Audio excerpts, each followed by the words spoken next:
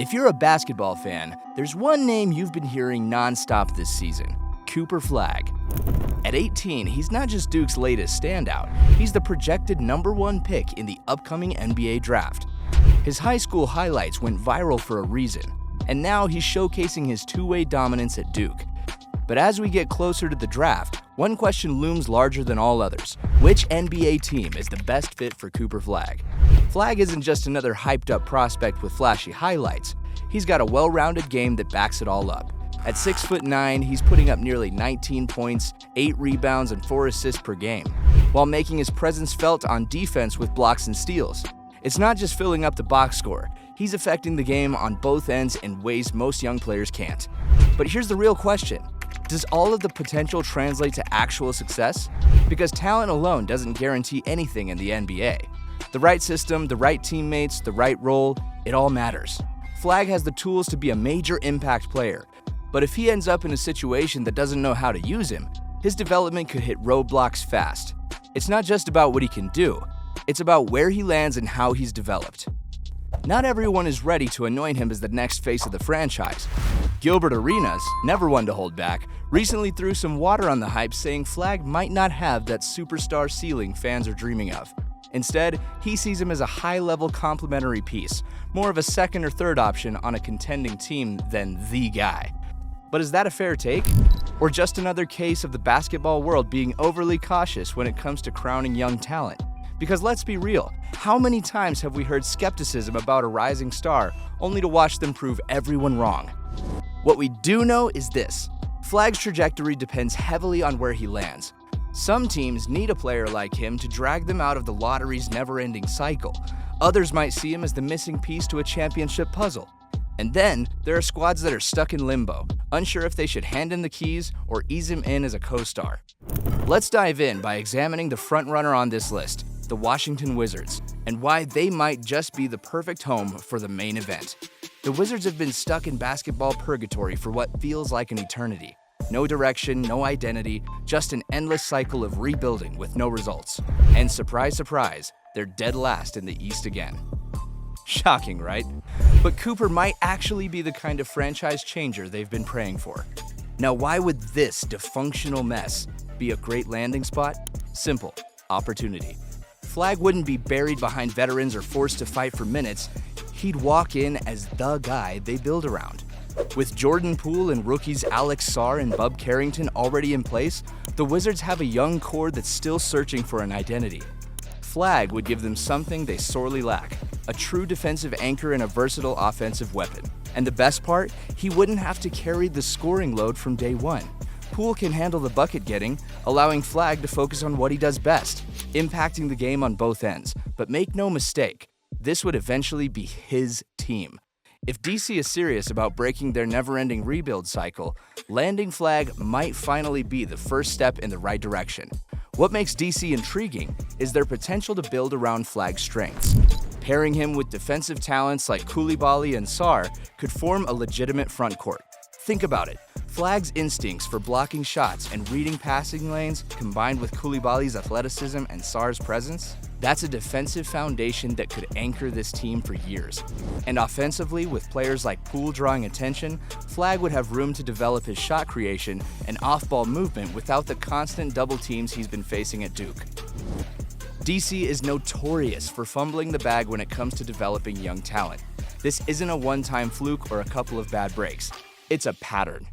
A decade plus of lottery tickets cycling through their roster like they're on a temp contract.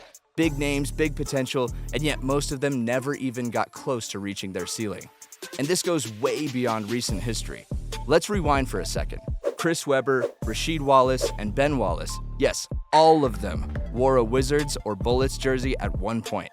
Webber and Sheed were even on the same team. That's an MVP caliber forward and 2 Hall of Famers. Sounds like the foundation of a dynasty, right? Yeah, not even close. DC fumbled that core before it ever had a chance to gel.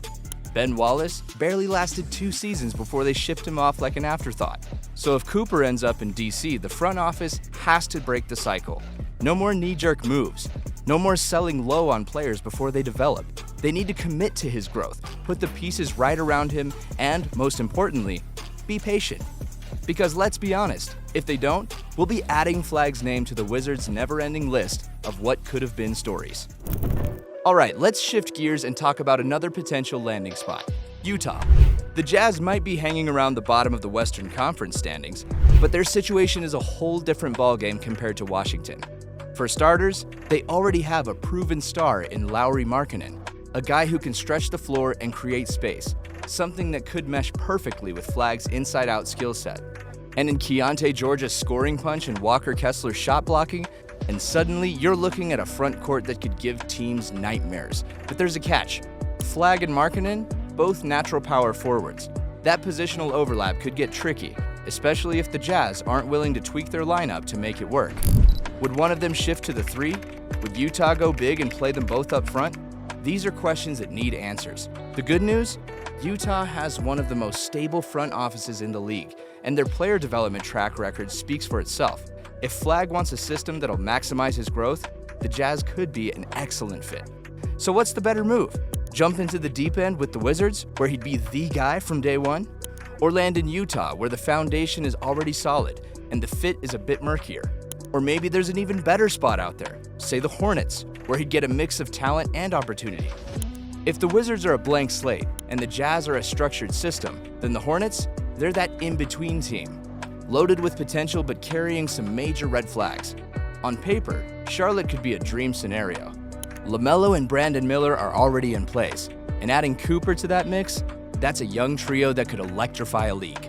Ball's flashy playmaking and next-level court vision would make life easy for Flagg. He wouldn't have to force the issue, just move, cut, and let LaMelo find him for easy buckets. And in the pick and roll, Flagg's ability to shoot, finish at the rim, and make quick decisions would fit seamlessly next to a passer of LaMelo's caliber. Defensively, Charlotte desperately needs help. The Hornets have been allergic to getting stops for years, but Flagg's instincts, rim protection, and ability to guard multiple positions could change that immediately. Pair him with Miller, and suddenly this team has the makings of a real two-way foundation. But here's the problem. LaMelo and Miller dominate the ball. Would Flagg get enough touches to fully develop, or would he get stuck in a secondary role, limiting his upside? Lou Williams made the case that Flagg would thrive best on the team that already has talent. But there's a fine line between having the right pieces around him and having too much overlap. So the big question, would Charlotte be the perfect spot for Flagg to grow, or would he get lost in the shuffle? And then we've got the Raptors, a team that, on paper, seems tailor-made for Flagg. Their defense-first mentality checks out. Their commitment to high IQ, unselfish basketball, right up Flagg's alley. Pairing him with Scotty Barnes and Grady Dick could give Toronto a trio of versatile, smart two-way players who actually know how to move the ball and make the right reads. But here's the catch: spacing. And it's a big one. Toronto's front court is already crowded with non-shooters, and unless Scotty suddenly turns into a knockdown three-point threat, things could get cramped in a hurry. If Flagg doesn't have the space to operate, his skill set, especially as a cutter and play finisher, could get seriously limited. So while Toronto's culture and system might look like a dream fit, their roster construction raises some real concerns.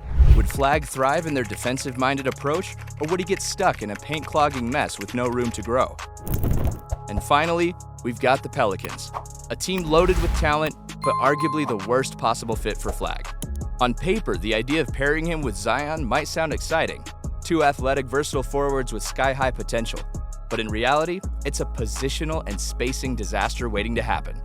Both Flagg and Zion are natural power forwards, and neither is a knockdown shooter from the deep. That means clogged driving lanes, a congested paint, and an offense that could get real stagnant real fast. Zion needs space, and Flagg needs room to operate as a play finisher and defender.